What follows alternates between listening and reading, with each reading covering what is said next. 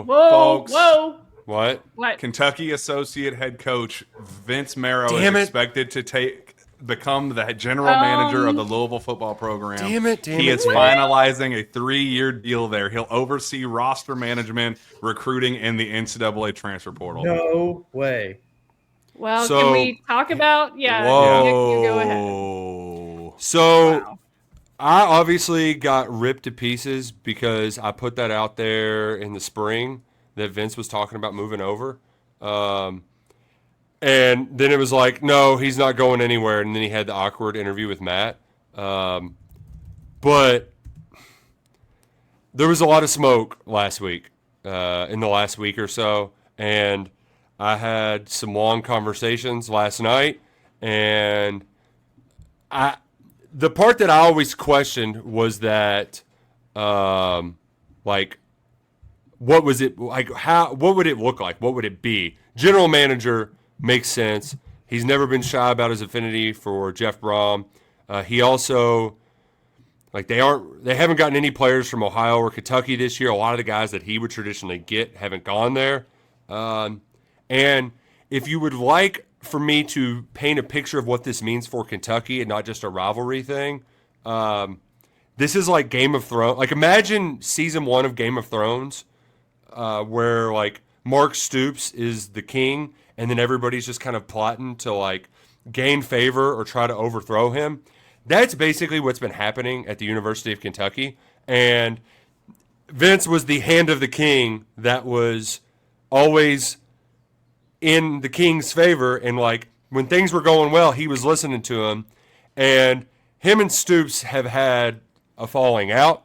I don't know how drastic it is, but it's clear that the word that Vince once carried in that facility, it no longer is the case.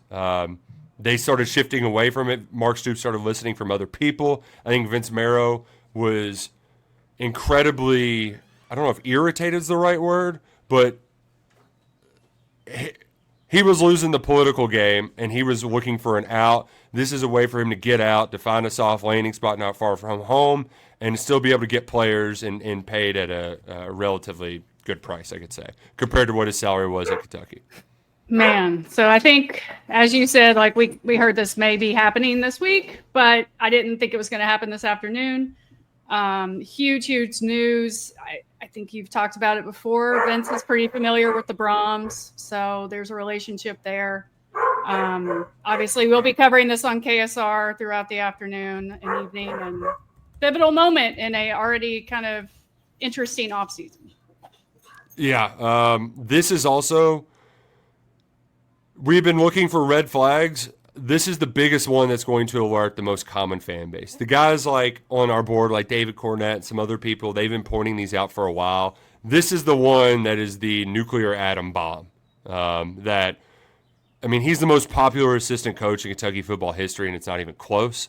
He recruited probably 60% of the players from, like, most of Mark Stoops' most successful players were from Vince Marrow, like Len Bowden, Benny Snell. Vince Marrow had to talk them into taking Benny Snell, and he's the school's all-time leading rusher, right? Like, a lot of the players that are in the foundation, the backbone of the success of this program, were recruited to Kentucky by Vince Marrow. He's the only one left from that original staff who was still around, and now he's leaving right before the pivotal June month of the recruiting season. This is a disaster. And here's the other part, too, is that a lot of people were, like, they get tired of some of Vince's stuff. Mike Rutherford's made it a whole bit that anytime there's a coaching vacancy, it's like, well, here Vince Marrow might be on the move. But it's also going to be just really hard for Kentucky to get players, not only when he's, like, when they're terrible at football right now, but now that he's gone, like, this guy put out a lot of fires that Mark Stoops didn't have to deal with. Like, when players got mad, they went to Vince. He was like the Kenny Payne to them, and maybe he can't be as bad as Kenny Payne was at Louisville, but this is an all-time heel turn. And unlike Kenny Payne or Rick Pitino, it's obviously higher stakes in that sport, but he's just going straight from one to the other. So, like, you got your ass kicked by him in November in the Governor's Cup. They ran for 300 yards in your throat, and then they just took your right-hand man. Nick, I want to ask you, Matt tweeted that the contract at Kentucky called for him to have a buyout if he became an assistant coach at another school. So the verbiage of him becoming the GM at Louisville not doing any financial favors for Kentucky either, right? Yeah, and that would be the way that it would make sense for Louisville to get him, because that was always my point. Is like, how is Kentucky or how is Louisville? Where are they going to make some spot for him? How is that going to work? This is how you do it. This is the hoops they jump through. I would just like to say that I'm just really irritated that I wasn't the one that got to break the news. Damn it, Uncle Jeff!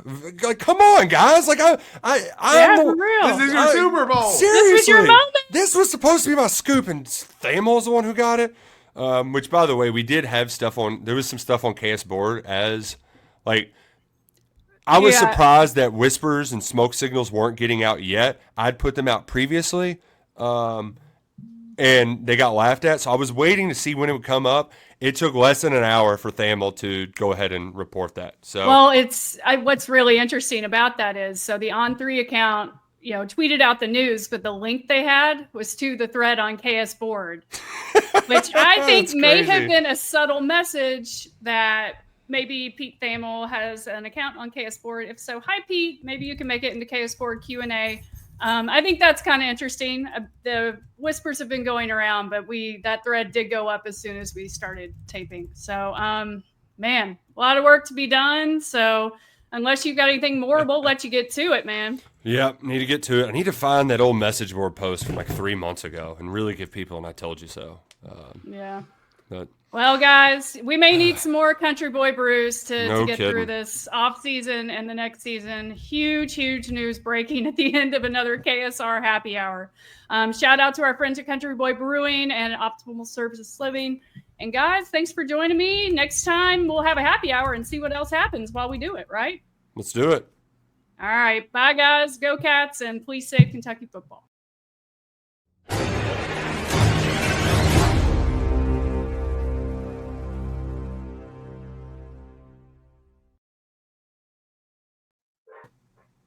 Wow.